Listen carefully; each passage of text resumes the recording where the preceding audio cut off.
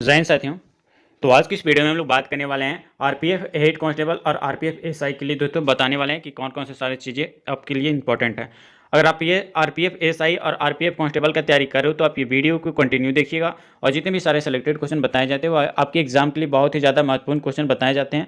इस पर आपको सिलेक्शन लेना है आरपीएफ एसआई और कांस्टेबल में, तो आप वीडियो पे कंटिन्यू बने रहिएगा, एक एक चीज़ आप ध्यान से देखिएगा, ठीक है, जिसका आपको बहुत ही ज़्यादा बेनिफिट मिलेगा आपको इस वीडियो के अंदर। वीडियो पे बने रहिए ना दोस्तों। और चलिए वीडियो को कंटिन्यू शुरू करते हैं, बट इससे पहले बता दें, अगर आप वीडियो पे लाइक नहीं किए तो लाइक कर लेना, अगर चैनल पर नए हो तो चैनल को सब्सक्राइब करके नोटिफिकेशन ऑल पे सेलेक्ट कर लेना, ताकि आने वाला ऐसे सिलेक्टेड क्वेश्चन आपको टाइम टू टाइम मिलते रहे, ठीक है। चलिए कंटिन्यू शुरू करते हैं। तो बता दें, जितने भी क्वेश्चन बताएंगे इसका सारा सेलेक्टेड और सिलेक्शन वाला पीडीएफ हमारे ये दिए गए व्हाट्सअप नंबर पे मिल जाएगा। तो ये सिलेक्शन बेच चल रहा है, इस सिलेक्शन बेच का सारा पीडीएफ आपको यहाँ पे पेड पीडीएफ आपको ये व्हाट्सअप नंबर पे मिलेगा। तो आप एग्जाम देने से पहले दोस्तों एक बार ये पीडीएफ को आप जरूर पढ़ लेना और रिवीजन कर लेना, आपको एक भी क्वेश्चन नहीं छूटेगा, आपके एग्जाम में 100% की गारंटी देते हैं, ठीक है। चलिए इस बार सिलेक्शन लेना तो आप जरूर आप ये पीडीएफ आपको लेके पढ़ना, ठीक है। चलिए बताइए दोस्तों, क्वेश्चन ये पूछा गया कि स्लोप चाल या बाइटर की दीवारें किस सल्तनत के स्थापित की प्रमुख विशेषता है, गुलाम वंश या फिर आपका लोधी वंश या फिर तुगलक या फिर आपका खिलजी। बताइए राइट आंसर क्या हो जाएगा। इस बार सिलेक्शन दोस्तों हर हाल में एसआई और कांस्टेबल में लेके रहना आरपीएफ का, ठीक है। ये 2019 का पूछा गया क्वेश्चन है दोस्तों, जो आपको डिटेल में आपको बताने वाले हैं, ठीक है, कि किस टाइप से आपका क्वेश्चन बनता है। इस क्वेश्चन का राइट आंसर के लिए बात की जाए तो ऑप्शन नंबर सी आपका तुगलक वंश आपका बिल्कुल सही आंसर हो जाएगा, ऑप्शन नंबर सी तुगलक। साथ ही याद रखिएगा कि स्लोप वाल या फिर आपका बैटर दीवारें जो तुगलक वंश के शासनकाल की प्रमुख विशेषता है, ठीक है। और ये भी याद रखिएगा दोस्तों कि तुगलक कालीन स्थापत्य की जो है दूसरी विशेषता जो है ये मेहराब सरदल और एवं दोस्तों आपका धर्म के सिद्धांतों का जो है समन्वय है, ठीक है। याद रखिएगा दोस्तों कि तुगलक काल की जो प्रमुख इमारतें जो है ये बहुत सारी इमारतें हैं। कौन कौन सी इमारतें हैं हम आपको बताते हैं। याद रखिएगा दोस्तों कि आपका पहली इमारत जो है ये आपका बेगमपुरी मस्जिद है, ठीक है।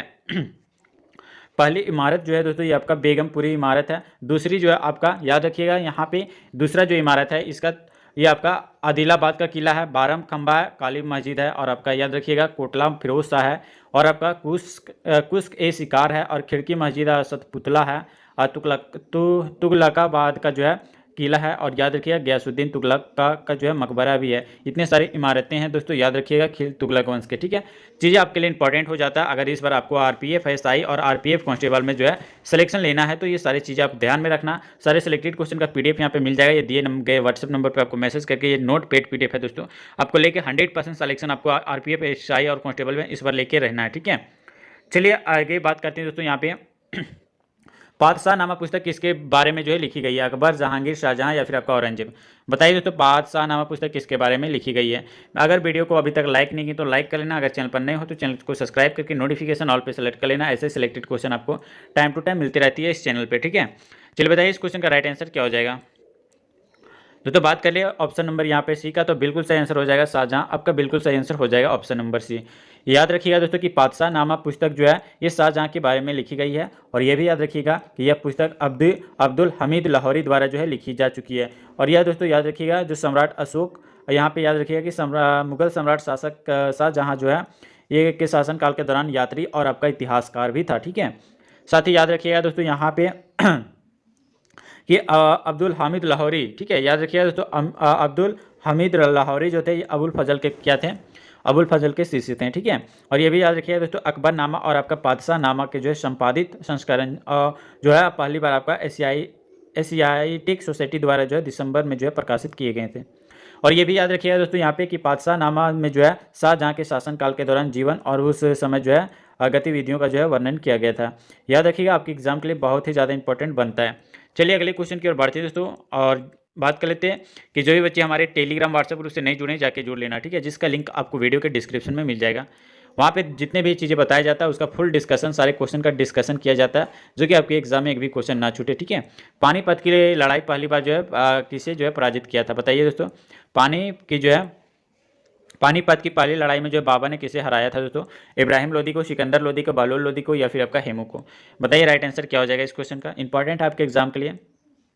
अगर दोस्तों ऑप्शन नंबर अगर आप सी सेलेक्ट किए तो यहाँ पे अगर ऑप्शन नंबर ए सेलेक्ट किए तो आपका बिल्कुल सही आंसर हो जाएगा, इब्राहिम लोदी को जो है हराया था कौन, बाबा ने। ऑप्शन नंबर ए आपका बिल्कुल सही आंसर हो जाएगा। याद रखिएगा दोस्तों कि पानीपत की जो है पहली लड़ाई में बाबा ने जो है इब्राहिम लोदी को पराजित किया था। और याद रखिएगा कि यह जो है उन पहली लड़ाइयों में से एक थी जिसमें बारूद, अग्नेयास्त्रों और आपका मैदानी तोप खानों में जो है लड़ाई में जो है शामिल किया गया था। और ये भी याद रखिएगा दोस्तों कि वर्ष 1556 में, ठीक है, कब दोस्तों, वर्ष 1526 ईस्वी, याद रखिएगा पानीपत का युद्ध जो हुआ था, ये पानीपत का प्रथम युद्ध जो हुआ था 1526 ईस्वी को हुआ था। और तो याद रखिएगा ये काबुल के शासक बाबर की सेना ने जो है दिल्ली के सल्तनत इब्राहिम लोदी की जो है विशाल सेना को जो है पानीपत के प्रथम युद्ध जो कि आपका 21 अप्रैल 1526 को जो है हराया, ठीक है, याद रखिएगा आपके एग्जाम के लिए इंपॉर्टेंट है। चलिए अगले क्वेश्चन की ओर बात करते हैं और यहाँ पे आपका अगला क्वेश्चन पूछा गया है, मध्यकालीन भारत में जो है ग्रांड ट्रंक रोड किसके द्वारा बनवाई गई, यानी जीटी रोड का, यानी दोस्तों जीटी रोड का जो है कि किसने बनवाई, बताइए मध्यकालीन भारत में ग्रांड ट्रंक रोड जो है किसके द्वारा बनवाई गई है, अकबर के द्वारा, बाबर के द्वारा, शेरशाह सूरी के द्वारा या फिर आपका हुमायूं के द्वारा, बताइए राइट आंसर क्या हो जाएगा इस क्वेश्चन का। चीज़ें इंपॉर्टेंट है आपके लिए, इसलिए दोस्तों सारे से सिलेक्टेड आपको बताया जा रहा है, ठीक है, बताइए इस क्वेश्चन का राइट आंसर क्या हो जाएगा। अगर ऑप्शन नंबर सी सेलेक्ट किया तो आपका बिल्कुल सही आंसर हो जाएगा शेरशाह सूरी, आपका बिल्कुल सही आंसर हो जाएगा। याद रखिएगा दोस्तों कि यहाँ पे मध्यकालीन भारत में जो है ग्रांड ट्रंक रोड का निर्माण जो है ये कब करवाया गया था, तो ये 16वीं शताब्दी में करवाया गया था। और दोस्तों याद रखिएगा शेरशाह सूरी ने जो करवाया था, ठीक है, और ये भी याद रखिएगा दोस्तों कि शेरशाह सूरी का जो है दूसरा नाम फरीद खान भी था। और याद रखिएगा दोस्तों यह इसका जो है यह दक्षिण भारत को जो है उत्तर भारत से जोड़ना चाहता था, जिस कारण जो है इस विशाल रोड का निर्माण कराया गया था। ये भी याद रखिएगा दोस्तों कि यह गंगा की नदी के किनारे जो है, गंगा किनारे के जो प्रमुख बसे हुए जो नगर है, शहर है, उसे दोस्तों जोड़ता है। और याद रखिएगा कि इस रोड के किनारे जो है प्रत्येक कोस में पर जो है कोस मीनारें भी बनवाई गई है, ठीक है, याद रखिएगा इंपॉर्टेंट है आपके एग्जाम के लिए। चलिए अगले क्वेश्चन की ओर बढ़ते हैं दोस्तों और यहाँ पे आपका अगला क्वेश्चन पूछा गया कि भारत में वास्को डी गामा सर्वप्रथम कहाँ पर उतरा था, बताइए तो सबसे पहले जो है वास्को डी गामा सबसे पहले कहाँ पर उतरा था भारत में। ऑप्शन है कन्नूर, कोचीन, कालीकट या फिर आपका कोल्लम, बताइए सही आंसर क्या हो जाएगा इस क्वेश्चन का। अगर बात करें तो ऑप्शन नंबर सी के बारे में तो कालीकट में आपका उतरा था, यानी वास्को डी गामा था ये भारत में पहली बार जो है कालीकट में उतरा था, यानी ऑप्शन नंबर सी आपका सही हो जाएगा।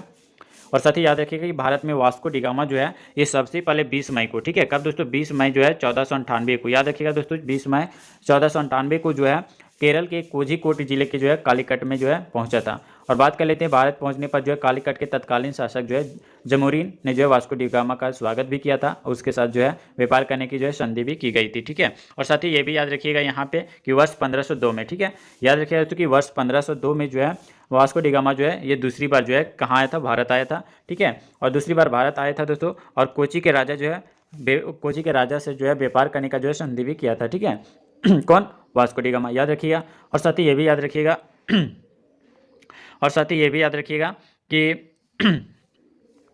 और ये भी याद रखिएगा दोस्तों यहाँ पे कि 1524 में, ठीक है, ये तीसरा बार आया था भारत। और याद रखिएगा दोस्तों कि वर्ष 1524 ईस्वी में जो है वास्को डी गामा जो है वो तीसरी बार भारत पहुंचा था, और इन्हीं जो है और यही उनकी जो है 24 दिसंबर 1524 को जो है मृत्यु हो गई थी, किसको, वास्को डी गामा को। और पहले दोस्तों याद रखिएगा कि उसे कोचीन में ही दफनाया गया था, लेकिन दोस्तों यहाँ पे 1538 में जो है, कब दोस्तों 1538 में जो है पुर्तगालियों ने जो है इसे इसके जो अवशेषों को जो है खोदकर जो है वापस ले गया गया था, ठीक है। तो याद रखिएगा दोस्तों सबसे पहले अगर बात किया जाए कि वास्को डी गामा भारत कब आया था, तो याद रखिएगा 1498 को आया था, ठीक है, 1498 को भारत आया था, और दूसरी बार जो आया था ये 1502 में, और तीसरी बार आपका 1524 में, और 1524 में ही दोस्तों इसका मृत्यु हो गई थी, ठीक है। और दोस्तों इसका अवशेषों को जो है 1538 में जो है खोदकर पुर्तगालियों ने जो है इसको वापस ले गया था। याद रखिएगा इतनी सारी चीज़ें बता रहे हैं आपके एग्जाम के लिए बहुत ही ज़्यादा इंपॉर्टेंट बनते हैं। चलिए अगले क्वेश्चन की ओर बढ़ते हैं और यहाँ पे दोस्तों आपका यहाँ पे देख सकते हैं, यहाँ पे दोस्तों आपका अगला क्वेश्चन पूछा गया कि निम्न में से किसके शासनकाल के दौरान जो है मुगल चित्रकला की जो है चरम पर थी, बताइए औरंगजेब, शाहजहां, जहांगीर या फिर आपका अकबर, बताइए राइट आंसर क्या हो जाएगा। 2019 का पूछा गया क्वेश्चन है दोस्तों। अगर इस बार यहाँ पे आरपीएफ में सिलेक्शन लेना है, आरपीएफ एसआई और आरपीएफ कांस्टेबल में, तो ये 2019 का पूछा गया क्वेश्चन है। इसका डिटेल आप अच्छे से पढ़ लेना, क्योंकि दोस्तों सारे आपके रिपीटेड क्वेश्चन होते रहते हैं जो आपके प्रीवियस ईयर का क्वेश्चन है, ठीक है। बताइए सही आंसर क्या हो जाएगा इस क्वेश्चन का। दोस्तों बात कर ले एक एक चीज़ आपके लिए इंपॉर्टेंट है, बताइए सही आंसर क्या हो जाएगा। अगर आप सी सेलेक्ट किए हैं जहांगीर, तो आपका बिल्कुल सही आंसर हो जाएगा दोस्तों यहाँ पे ऑप्शन नंबर सी जहांगीर। और साथ ही याद रखिएगा यहाँ पे कि जहांगीर के शासनकाल के जो है दौरान मुगल चित्रकला अपने जो है चरम पर थी। और ये भी याद रखिएगा दोस्तों कि जहांगीर जो है ये जहांगीर स्वभाव से जो है प्रकृतिवादी था, और आपका वनस्पतियों और आपका जीवों के जो है चित्रों को जो है पसंद करता था। इसके युग में जो है सबसे अनोखी जो है प्रवृत्ति चित्रों की जो है चारों ओर सजे हुए हाशियों का जो है उपयोग है। और ये भी याद रखिएगा दोस्तों यहाँ पे कि जो कभी कभी जो है स्वयं पेंटिंग के रूप में जो है विस्तृत होती थी। और जहांगीर ने जो है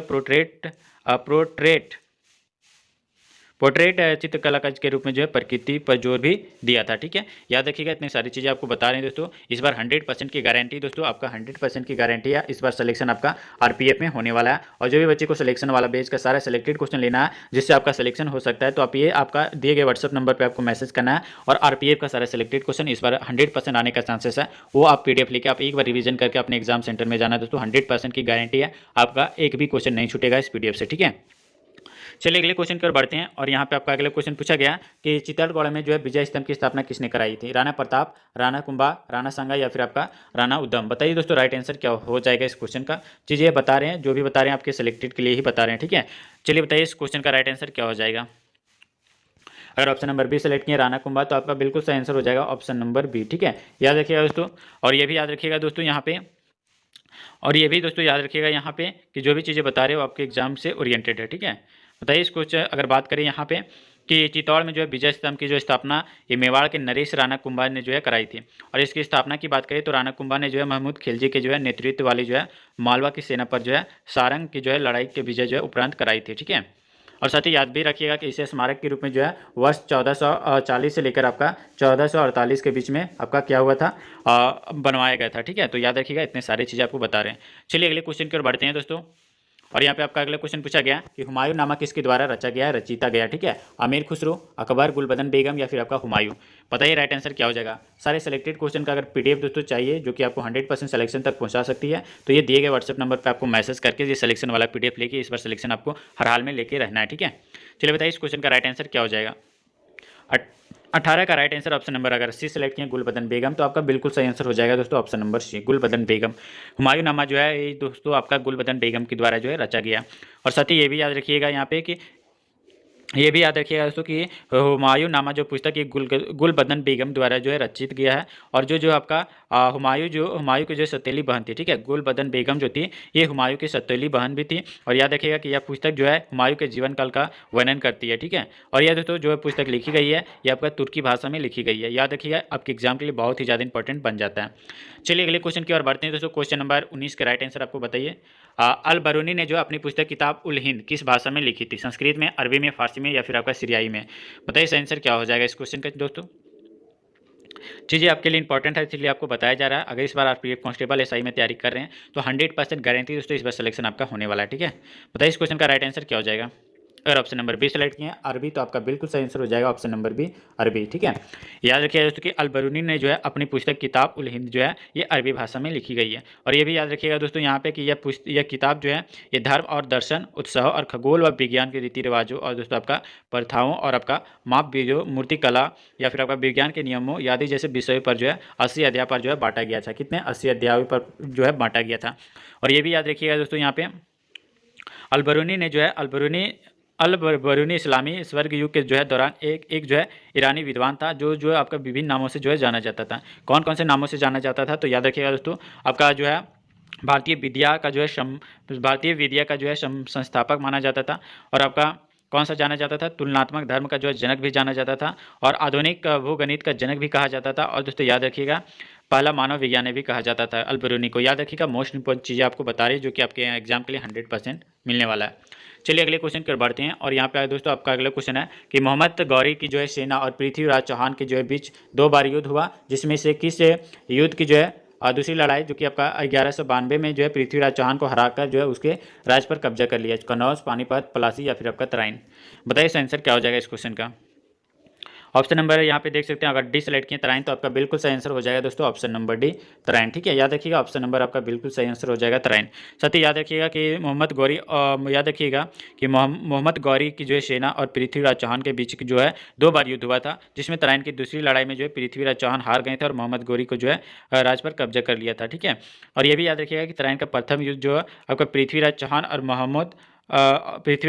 मोहम्मद गौरी के जो है मध्य में हुआ था वर्ष 1191 में। ठीक है, वर्ष 1191 में पहली लड़ाई और वर्ष 1192 में जो है दूसरी लड़ाई लड़ी गई थी तराइन का। ठीक है, और ये भी याद रखिएगा दोस्तों कि जिसमें से आपका वर्ष 1191 यानी प्रथम युद्ध में जो है ये आपका पृथ्वीराज चौहान ने जो है मोहम्मद गौरी को जो है बुरी तरह पराजित कर दिया गया था। ठीक है, इंपॉर्टेंट है इसलिए आपको बताया जा रहा है दोस्तों। 100% आपके क्वेश्चन में आने का चांसेस बहुत ही ज़्यादा बनता है।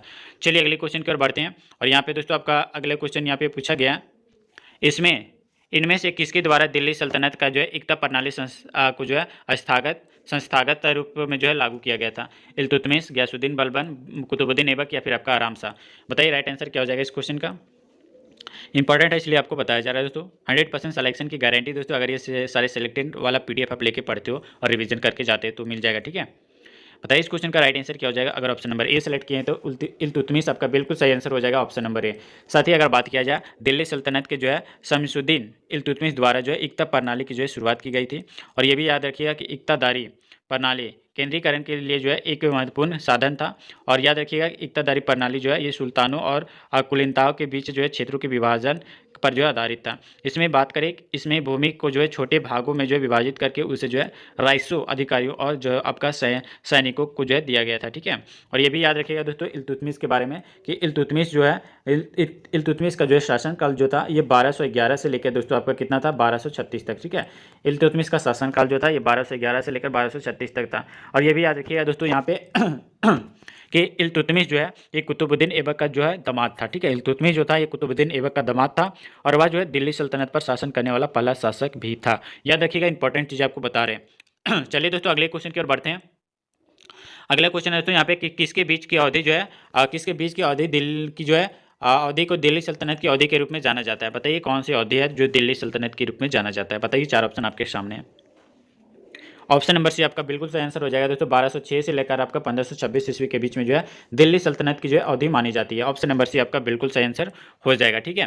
और साथ ही ये भी याद रखिएगा इस क्वेश्चन के बारे में कि 1206 से लेकर आपका 1526 तक, ठीक है, 1206 से 1526 ईस्वी तक जो है के बीच की अवधि को हम लोग दिल्ली सल्तनत की अवधि के रूप में जानते हैं। और साथ ही याद रखिएगा कि दिल्ली सल्तनत पर जो है मुख्यतः 5 राजवंशों के ने जो है शासन किया था और जिन राजवंशों का जो है मुगलों द्वारा जो है दमन कर दिया गया था। ये 5 शासक 5 राजवंश कौन कौन से थे? तो याद रखिएगा गुलाम वंश था, ठीक है। गुलाम वंश जो कि आपका पहला जो था ये आपका गुलाम वंश, इसका शासनकाल जो चला था दोस्तों ये 1206 से लेकर आपका 1290 तक चला था, ठीक है। और दूसरा जो था दोस्तों आपका खिलजी वंश, ठीक है। खिलजी वंश का शासनकाल जो चला था दोस्तों ये 1290 से लेकर दोस्तों आपका कितना तक चला था? 1320 तक चला था। ये दोस्तों किसका शासनकाल था? तो खिलजी का था। और ये आपका तीसरा जो चला था दोस्तों ये आपका तुगलक वंश का चला था 1320 से कब तक चला था? 1320 से लेकर आपका 1414 तक चला था, ठीक है। और चौथा जो चला था दोस्तों आपका सैयद वंश चला था जो कि आपका 1414 से लेकर आपका कितना तक चला था? 1451 तक चला था, ठीक है, याद रखिएगा। और आपका पांचवा जो चला था दोस्तों ये आपका पांचवा वंश आपका लोधी वंश था जो कि आपका 1451 से लेकर दोस्तों कब तक लड़ा गया था? 1526 तक चला था, ठीक है। 1451 से 1526 तक चला था, ये आपका लोधी वंश का था। तो वो चीज़ें आपके लिए इंपॉर्टेंट है दोस्तों, याद रखिएगा। एक एक चीज़ें आपको बता रहे हैं, आपके एग्जाम के लिए एक भी क्वेश्चन नहीं छूटने वाला है, ठीक है। चलिए दोस्तों अगले क्वेश्चन की ओर बढ़ते हैं। और यहाँ पे आपका अगला क्वेश्चन पूछा गया निम्नलिखित में से दिल्ली सल्तनत की सही क्रम आपको बताना है, कौन सा आपका बिल्कुल सही आंसर हो जाएगा, ठीक है। चलिए बताइए दोस्तों इस क्वेश्चन का राइट आंसर क्या हो जाएगा। इस क्वेश्चन का राइट आंसर अगर पता है तो आप कमेंट में बताना। चलिए इस क्वेश्चन का राइट आंसर बता देते हैं। ऑप्शन नंबर अगर आप भी सिलेक्ट किए हैं तो आपका बिल्कुल सही आंसर हो जाएगा दोस्तों। आप यहाँ पे देख सकते हैं सबसे पहले आपका गुलाम वंश, खिलजी वंश, तुगलक वंश, फिर आपका लोधी वंश हो जाएगा। ये दिल्ली सल्तनत का जो सही क्रम है, ठीक है। और बात करिए दोस्तों यहाँ पे इस क्वेश्चन का राइट आंसर ऑप्शन नंबर आपका 20 सही हो जाएगा, ठीक है। जो भी बच्चे याद रखें दिल्ली सल्तनत की सही क्रम आपको याद रखना जो कि आपके एग्जाम के लिए पूछे जाते हैं। चलिए अगले क्वेश्चन दोस्तों और यहाँ पे देख सकते हैं अगला क्वेश्चन आपका पूछा गया दोस्तों कि किस ईस्वी में जो है कुतुबुद्दीन ऐबक ने जो है खुद को जो है दिल्ली का जो है सुल्तान घोषित का जो है दास राजवंश का शासन काल की जो है शुरुआत की थी? 1205 में, 1206 में, 1207 में, 1208 में? बताइए तो कौन सा ईस्वी में जो है की गई थी? बताइए इस क्वेश्चन का राइट आंसर क्या हो जाएगा। अगर ऑप्शन नंबर बी सेलेक्ट किए हैं 1206 में तो आपका बिल्कुल सही आंसर हो जाएगा दोस्तों 1206 ईस्वी में। ऑप्शन नंबर बी आपका सही हो जाएगा। साथ ही याद रखिएगा कि 1206 ईस्वी में जो है कुतुबुद्दीन ऐबक ने जो है खुद को जो है दिल्ली का जो है सुल्तान घोषित का जो है दास यानी गुलाम और राजवंश का शासक की जो है शुरुआत की थी। और साथ ही ये भी याद रखिएगा कि कुतुबुद्दीन ऐबक जो थे ये मोहम्मद गौरी का जो गुलाम था और जो अपने मालिक की जो है मृत्यु के पश्चात जो है शासक बना 1206 ईस्वी में जो है दास वंश की जो स्थापना भी की। और साथ ही याद रखिएगा कुतुबुद्दीन ऐबक ने जो याद रखिएगा यहाँ पे कि कुतुबुद्दीन के बारे में कुतुबुद्दीन ऐबक ने जो है दिल्ली की में जो है कुतुब मीनार के नाम से जो है प्रसिद्ध जो है 238 फीट, याद रखिएगा दोस्तों कितना 238 फीट जो है आपका ऊंची जो है मंजिल का जो है निर्माण भी किया था, ठीक है। कौन? कुतुबुद्दीन ऐबक। याद रखिएगा, इंपॉर्टेंट चीज़ आपके लिए बताया जा रहा है। चलिए अगले क्वेश्चन और इस वीडियो का लास्ट क्वेश्चन होगा जो दोस्तों जो कि आपके एग्जाम के लिए बहुत ही ज़्यादा इंपॉर्टेंट है। पूछा गया कि अलाउद्दीन खिलजी के शासनकाल में जो है राज्य के द्वारा जो है निम्नलिखित में से किस प्रकार का जो है कर नहीं लगाया गया था? लघु उद्योगों पर जो है कर, या फिर आपका कृषि उद्योगों पर जो है कर, या फिर आपका आवास पर कर या फिर आपका मवेशियों पर कर। बताइए सही आंसर क्या हो जाएगा। और जो भी चीज़ें बता रहे हैं तो इसका सिलेक्शन वाला PDF सही है। इस बार जिसको भी RPF कांस्टेबल और RPF SI में सिलेक्शन लेना है वो दिए गए व्हाट्सएप नंबर पर आपको मैसेज करना और सारे सिलेक्टेड क्वेश्चन का PDF आपको इस बार लेके 100% सिलेक्शन आपको लेना है, ठीक है। उम्मीद करते हैं दोस्तों ये सारी चीज़ आपको समझ में आ रही है। अगर वीडियो अच्छा लग रहा है तो वीडियो को आप जरूर लाइक करना। अगर चैनल पर नए हो तो चैनल को सब्सक्राइब करके बेल आइकन ऑल पे सेलेक्ट कर लेना ताकि आने वाला ऐसा ही सिलेक्टेड क्वेश्चन आपको टाइम टू टाइम मिलती रहे, ठीक है। चलिए बताइए इस क्वेश्चन का राइट आंसर क्या हो जाएगा। अगर ऑप्शन नंबर यहाँ पे दोस्तों ए सेलेक्ट किया तो आपका बिल्कुल सही आंसर हो जाएगा, लघु उद्योगों पर जो है कर नहीं लगाया गया था, ठीक है। Option number A. और बात करें दोस्तों यहाँ पे कि अलाउद्दीन खिलजी के शासन काल में जो है राज्य द्वारा जो लघु उद्योगों पर जो है कोई कर नहीं लगाया गया था। और ये भी याद रखिएगा दोस्तों यहाँ पे अलाउद्दीन खिलजी के बारे में, तो अलाउद्दीन खिलजी जो है वो खिलजी वंश का जो है द्वितीय शासक था, द्वितीय सुल्तान था दोस्तों। और याद रखिएगा उसने भू राजस्व और आपका सैन्य क्षेत्र में जो है बहुआयामी सुधार किए थे, ठीक है। और ये भी याद रखिएगा दोस्तों कि उसने जो है वास्तविक उपज के आधार पर जो है लगान की जो है राशि निर्धारित की थी। साथ ही याद रखिएगा कि उसने जो है दो जो है नए कर लगाए। पहला कर जो था आपका चराई कर था, जो मवेशियों की जो है चराई पर कर था, ठीक है। और दूसरा जो था दोस्तों ये आपका दुधारू मवेशियों पर जो है लगाया जाता था, ठीक है। और दूसरा जो कर था, दूसरा घरी कर था, जो आपका घरों आवास यानी घरों जिसको हम लोग आवास कर कहते हैं, ठीक है। वो इसमें दोस्तों जिन्होंने कृषि पर जो है कार्य के आधार पर जो है भू राजस्व की जो है दृष्टि को जो है उपज का जो है आधार भाग दिया था, ठीक है, आधार भाग कर दिया था। तो ये सारी चीज़ें बताएं दोस्तों अलाउद्दीन खिलजी के बारे में। और जो भी चीज़ें आपको बता रहे हैं और अलाउद्दीन खिलजी के शासनकाल के बारे में बताएं और लघु उद्योगों के कर के बारे में बताएं और कृषि और आवास और मवेशियों के आधार पर सारे डिटेल आपको बताएं, ठीक है। अगर वीडियो अच्छा लगा तो जरूर आप वीडियो को लाइक करना और दोस्तों को अभी तक शेयर नहीं किए तो दोस्तों को भी शेयर कर लेना ताकि वो भी सारे सेलेक्टेड क्वेश्चन का PDF पढ़ सके और ये सारे सेलेक्टेड क्वेश्चन का PDF लेके दोस्तों आप ये आपका सिलेक्शन ले सकेंगे, ठीक है। तो ये जिसको भी PDF चाहिए सिलेक्शन वाला ये PDF को आप ले सकते हैं दिए गए व्हाट्सएप नंबर से, ठीक है। तो वीडियो कैसा लगा कमेंट में बताना और कितना आप स्कोर कर पाएं ये भी आप कमेंट में बताना, ठीक है। तो चलिए दोस्तों मिलते हैं फिर नेक्स्ट वीडियो में, तब तक के लिए जय हिंद, वंदे मातरम।